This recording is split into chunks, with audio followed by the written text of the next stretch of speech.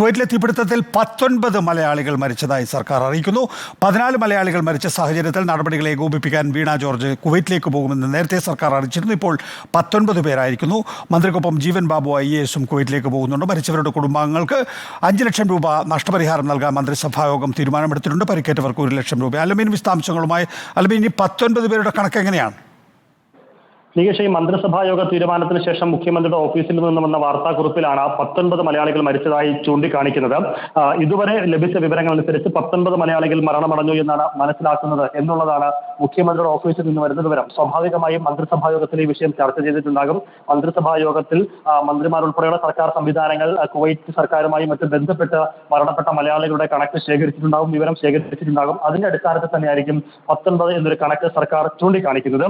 ഏതായാലും അത് കൂടുതൽ മലയാളികൾ 19 എന്നുള്ളത് അതിന്റെ എണ്ണം വീണ്ടും കൂടാൻ തന്നെയാണ് സാധ്യത എന്നുള്ളത് ഇന്നലെ തന്നെ വിവരങ്ങൾ പുറത്തു വന്നിരുന്നു. സർക്കാരും അത്തരമൊരു അനുമാനത്തിൽ തന്നെയാണ്. കൃത്യമായ കണക്കുകൾ ആളുകളുടെ മൃതദേഹം ഐഡന്റിഫൈ ചെയ്ത് ലഭിക്കുന്ന മുറയ്ക്ക് ഒരുപക്ഷെ മലയാളികളുടെ എണ്ണം അത് വർദ്ധിച്ചേക്കും എന്നുള്ളൊരു വിലയിരുത്തൽ തന്നെയാണ് സർക്കാരിനുള്ളത്. ഏറ്റവും ഒടുവിൽ സർക്കാർ ഇതുവരെയുള്ള ലഭിക്കുന്ന വിവരങ്ങൾ പ്രകാരം 19 മലയാളികൾ മരിച്ചു എന്നുള്ളതാണ് സർക്കാർ വിശദീകരിക്കുന്നത്. ഏതായിരുന്നാലും ഈ പ്രവർത്തനങ്ങൾ, അവിടെ നടക്കുന്ന രക്ഷാപ്രവർത്തനങ്ങളും പരിക്കേറ്റ് ചികിത്സയിൽ കഴിയുന്നവർക്ക് ഫലപ്രദമായ ചികിത്സ ഉറപ്പാക്കുന്നതിനും എല്ലാവിധ സൗകര്യങ്ങളും ഒരുക്കാൻ സർക്കാർ തീരുമാനിച്ചിട്ടുണ്ട്. പ്രത്യേക മന്ത്രിസഭാ യോഗം ചേർന്ന് 2 പ്രതിനിധികളെ സംസ്ഥാനത്ത് നിന്ന് കുവൈറ്റിലേക്ക് അയക്കാനും തീരുമാനിച്ചിട്ടുണ്ട്. ആരോഗ്യവകുപ്പ് മന്ത്രി വീണ ജോർജും അതോടൊപ്പം ജീവൻ ബാബു IAS ഇന്ന് തന്നെ കുവൈറ്റിലേക്ക് പോകും. അവിടുത്തെ പ്രവർത്തനങ്ങൾ ഇരുവരും ചേർന്ന് ഏകോപിപ്പിക്കും. അതിന് മേൽനോട്ടം വഹിക്കുകയും ചെയ്യും.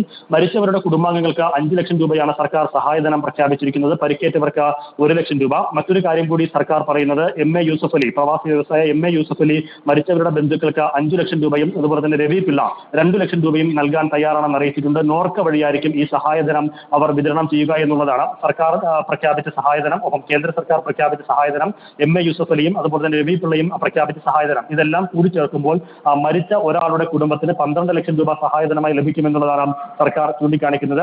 മൃതദേഹങ്ങൾ എത്രയും പെട്ടെന്ന് നാട്ടിലേക്ക് എത്തിക്കുന്നതിനുള്ള ഇടപെടലുകളും ശ്രമങ്ങളും നടത്തുമെന്നും സർക്കാർ വ്യക്തമാക്കിയിട്ടുണ്ട്, അറിയിച്ചിട്ടുണ്ട്. ഇന്നത്തെ മന്ത്രിസഭാ യോഗത്തിൽ അതിനുവേണ്ട പ്രവർത്തനങ്ങൾ ഏകോപിപ്പിക്കാൻ നോർക്കയെ ചുമതലപ്പെടുത്തിയിട്ടുണ്ട്. അതോടൊപ്പം തന്നെ ഡൽഹിയിലുള്ള കേരളത്തിന്റെ പ്രത്യേക പ്രതിനിധി പ്രൊഫസർ KV തോമസ് വിദേശകാര്യ മന്ത്രാലയവുമായി ബന്ധപ്പെട്ട കാര്യങ്ങൾ ഏകോപിപ്പിക്കുകയും സർക്കാരിലേക്ക് വിവരങ്ങൾ അറിയിക്കുകയും ചെയ്യുന്നുണ്ട്. ഒരുപക്ഷെ ആ സോഴ്സ് വഴിയൊക്കെ ലഭിച്ച വിവരങ്ങളായിരിക്കണം 19 മലയാളികൾ എന്നുള്ള കണക്കിലേക്ക് സർക്കാർ ഇപ്പോൾ ചൂണ്ടിക്കാണിക്കുന്നത്. ഏതായാലും കുവൈറ്റിലുണ്ടായ ഈ അപകടം അത് ഏറെ ദാരുണമാണ്, ഏറെ ദുഃഖകരമാണ്. പക്ഷേ ആ അപകടത്തിന്റെ ആ തീ ആളി കത്തിയിരിക്കുന്നത്, കൂടുതലായിട്ടും ആളി പടർന്നിരിക്കുന്നത് അത് കേരളത്തിലേക്കാണ് എന്നുള്ളത് സംസ്ഥാനത്തെ സംബന്ധിച്ചിടത്തോളം അതീവ ദുഃഖകരമായ ഒരു സാഹചര്യം തന്നെയാണ്. നിരവധി മലയാളികൾ ഒരുപക്ഷെ ഈ പരിക്കേറ്റവരിലും മരിച്ചവരിലും എണ്ണം എടുക്കുമ്പോൾ അതിൽ പകുതിയിലേറെ മലയാളികളാകാനുള്ള സാധ്യതയും തള്ളിക്കളയാനാവില്ല എന്നുള്ളതാണ് ലഭിക്കുന്ന വിവരങ്ങളും. അതായത് സർക്കാർ ഔദ്യോഗികമായി ഇപ്പോൾ സൂചിപ്പിക്കുന്നത്, സർക്കാരിന് ഇതുവരെയുള്ള ലഭിച്ച വിവരങ്ങൾ വെച്ച് സർക്കാർ മനസ്സിലാക്കുന്നത്, സർക്കാർ സംവിധാനങ്ങൾ മനസ്സിലാക്കുന്നത് 19 മലയാളികൾ മരിച്ചു എന്നുള്ളതാണ്. അനൌദ്യോഗികമായ കണക്കുകൾ,